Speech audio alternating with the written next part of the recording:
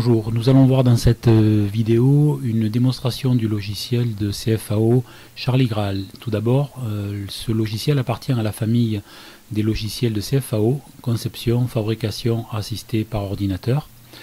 Charlie Graal est particulièrement destiné à piloter la machine-outil à commande numérique Charlie Robot.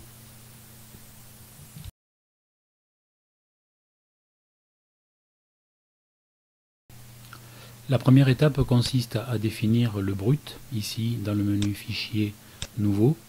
Nous devons indiquer les dimensions de ce matériau que nous allons utiliser, par exemple ici 150 par 130 par 1.55. Une remarque, dans ce logiciel, la virgule est remplacée par un point. Voilà donc ici notre zone de travail. Nous pouvons avoir un aperçu 3D de notre plaque. Nous travaillons essentiellement sur les abscisses et ordonnées, donc la vue X, Y.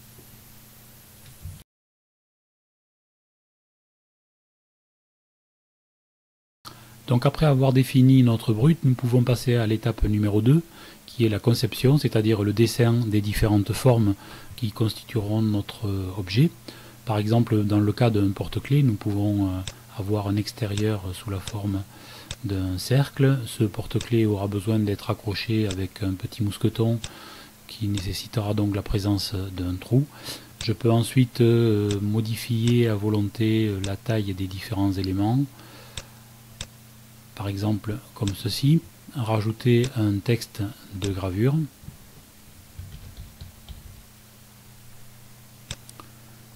que je vais pouvoir positionner à l'endroit voulu.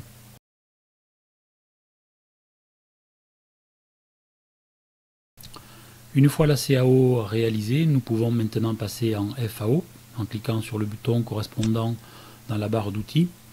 Nous devons redonner les dimensions du brut. Ici, les premières dimensions sont retrouvées, 150, 130, 1.55.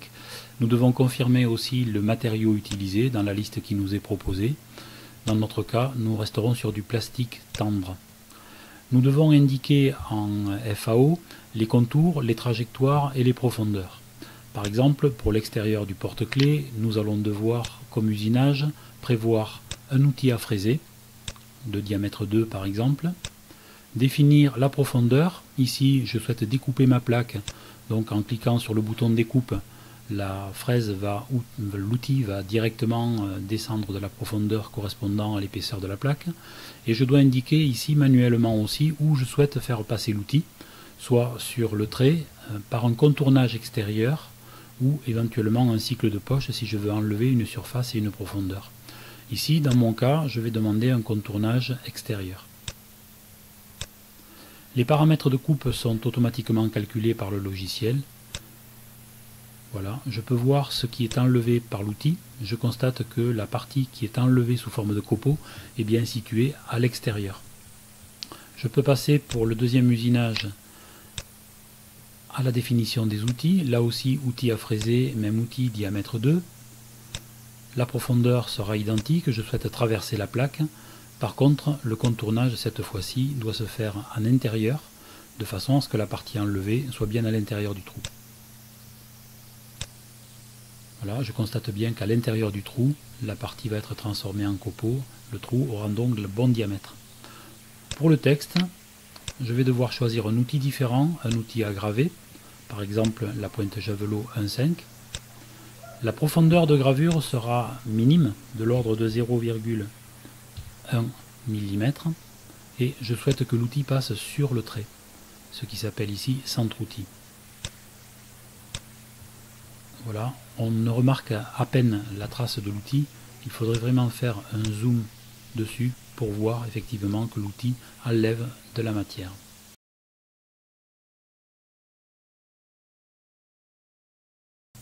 Une fois la FAO réalisée, je peux maintenant passer à un contrôle par simulation.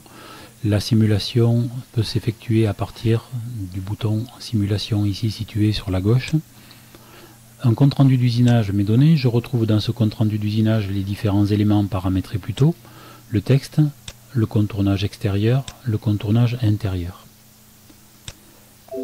La simulation se présente sous deux formes, une forme filaire où je ne vois que les trajectoires d'outils, une forme réaliste où je peux apercevoir la plaque et ainsi avoir une meilleure idée de ce que rendra l'objet une fois réalisé. Je peux lancer la simulation par le bouton vert. Je vois que la gravure s'effectue en premier, puis le contournage extérieur et enfin le contournage intérieur.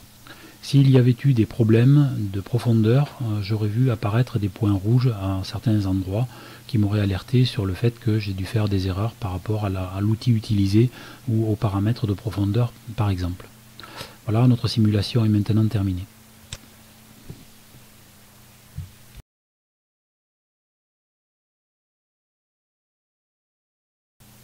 La simulation est terminée, elle n'a montré aucune erreur. Je peux donc maintenant passer à l'usinage réel de mon porte-clés sur la machine-outil à commande numérique Charlie Robot.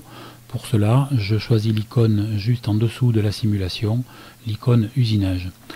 Bien entendu, je ne pourrai pas réaliser cet usinage devant vous puisque ma machine n'est pas connectée à l'ordinateur sur lequel je fais cette démonstration. Le compte-rendu d'usinage est le même que celui qui a été donné pour la simulation, mais si je clique sur OK, aucune machine, bien entendu, ne sera détectée. Donc en résumé, nous avons vu étape numéro 1, définir le brut, étape numéro 2, la conception, dessin des formes, étape numéro 3, la fabrication, outils, profondeur, trajectoire, étape numéro 4, la simulation, et enfin l'étape numéro 5, l'usinage sur la machine-outil à commande numérique.